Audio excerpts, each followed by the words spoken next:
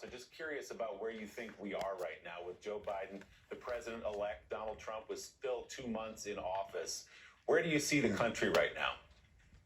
You know, Willie, I honestly think that we're still in a very difficult place. You look at the pandemic, the vaccines that are out there. How are we going to get them to people? How do we recover the economy? What gives me some hope is that more people than since I don't know when, chose to vote. We may not agree on those votes, but they embrace democracy. Even in this awkward and unprecedented transition, it's largely peaceful. People may not agree with the outcome, but they're largely accepting of it, even when others are not. So we've got a lot of work to do, but I really, truly, honestly believe that we as Americans have the capacity to get it done. Amen to that. A ton of people turned out, and it was, despite all the noise we're hearing, a secure election, as the Department of Homeland Security told us last week. So tell me about this 5-issue comic book series for DC Universe. You're not retelling the story, but you're giving sort of the spotlight to characters who probably deserve more than they've gotten in the past. Tell us about it. Well, as you know, Willie, I love history. You know, things like Red Tails, 12 Years a Slave. That's not just Black American history, it's all of our history. But as you also know, as someone in journalism, you know, history is often told by the prevailing culture. So Black and brown people, women, people from the LGBTQ community, various faiths, we share these stories. We're integral to these stories. We help create the tapestry that is American history. But oftentimes, if you're not just changing that lens a little bit and allowing us to include our struggles, our setbacks, our successes, and our personal failures as part of that tapestry, we're not telling the whole story. So this is taking an amazing mythology, making it real, using it as somewhat of an oral history. You showed Katana from the Suicide Squad. You mentioned a lot of people don't know who she is.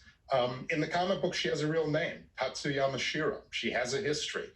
She was a mother. She lost her family. Those are all the kinds of things that we talk about in her story in particular. But also, if you don't know who Vincent Chin was, if you don't know his tragic story in American history, read that one issue in particular, you'll learn a few things. Same as you'd learn about Latasha Harlins. If you don't remember what it was like watching Arthur Ashe win Wimbledon for the first time as a Black man, those stories are part of this too. Really, it's a story of struggle, but it's also 5 stories of hope. And in your competent hands, I can't wait to read all of these. Gene Robinson has a question for you. Gene? Yeah, John, congratulations on this new project. I'm just curious, did you grow up with these histories, or are these histories that you yourself had to learn and imagine? Gene, very good to talk to you. I did grow up with these histories, and the first character that we talk about, Jefferson Pierce, was the first Black hero in the DC universe to have his own ongoing series. So I was a young kid in the mid-1970s. Here's Jefferson Pierce, a hero that, you know, except that he's younger and more muscular and more handsome, you know, looks like me. In his other identity, he was a teacher like my mother. So there were all of these elements of his life where I loved stories. I loved embracing that phraseology of truth, justice, and the American way on the page. But you know, as you would know, Gene, seeing yourself, being able to see a little bit more of oneself in these stories, it makes all the difference in the world. And the guy who created Black Lightning, Tony Isabella, a white guy of a certain age, he had no idea that he was inspiring me. And one of the reasons I'm sitting here talking to you at all, because of reading a story like Black Lightning. We all contribute to other people's inspiration. We have to keep that in mind. Absolutely. It's fascinating, the window that the comic book universes have become actually on the world, on the contemporary world. And I think this takes it a step further by making it a more diverse universe and making people understand that these diverse superhero characters, in fact, do have histories and do have agency and have identity.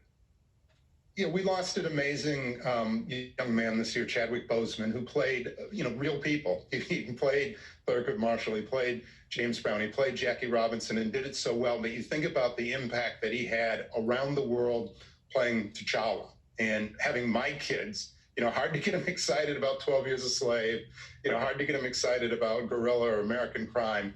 They love me to death. They're amazing kids. But as a family, going to see Black Panther and what that meant, for me, growing up in the DC universe, to be able to share these stories with young men, young women, certainly for anyone, but to be able to talk about Jefferson Pierce, Mal and Karen Duncan, Tatsuya Yamashiro, Ananisa Pierce, Renee Montoya. I feel so fortunate in a career where I've been blessed to still have the opportunity to share in these amazing stories that have become part of the global mythology of storytelling. Speaking of Morning Joe originals, John, Mike Barnacle's here with a question for you. Mike? Mike, how are you? Hey, John, listen, Barack Obama is out with the first volume of his memoirs, and in it he alludes to, and in some cases more than alludes to, his hesitancy on addressing some specific cultural, racial issues in this country for fear of really igniting the racial card even more in this country. If you were, and no one would be better at sitting down and talking to Barack Obama about this, what would you ask him about that? If I'm sitting with Barack Obama, I think my mouth is just open. So I don't know if I'm asking many questions. I think for a lot of us, for people of color, it was we felt the frustration of President Obama, that there were moments where we wish. I remember talking to Spike Lee once, and he used the phraseology, that we use among ourselves, that I can't really use on television, about, it's okay to get angry. It's okay to show that passion. But as a Black man and as the first president who identified as Black, you become the angry Black man, even though we see other presidents who, get indignant, and that's just sometimes part of literally using that bully pulpit as president. So I get it. I understand it. I think I'm in a, different position. I've gotten angry. I've said things. Some people agree with it. Some people don't. There were certainly moments when I wish that he would use his agency, but he's president of the United States, and he's leader of this country and, frankly, the free world. And it would be very difficult for me to second guess some of the things that he's done. But I look forward to our next president of color, and I hope that she expresses herself the way she wants to, when she wants to. And yes, I'm talking about Senator Harris. John Ridley. Vice President-elect Harris. Yes, you are. John Ridley, it's so great to see you, my friend. We miss you. We hope we see a lot more of you. Congratulations on the 5-issue miniseries. Congratulations. The Other History of the DC Universe. Everybody check it out. It comes out next week. It's great to see you, John. Everybody That be does well. it for us this morning.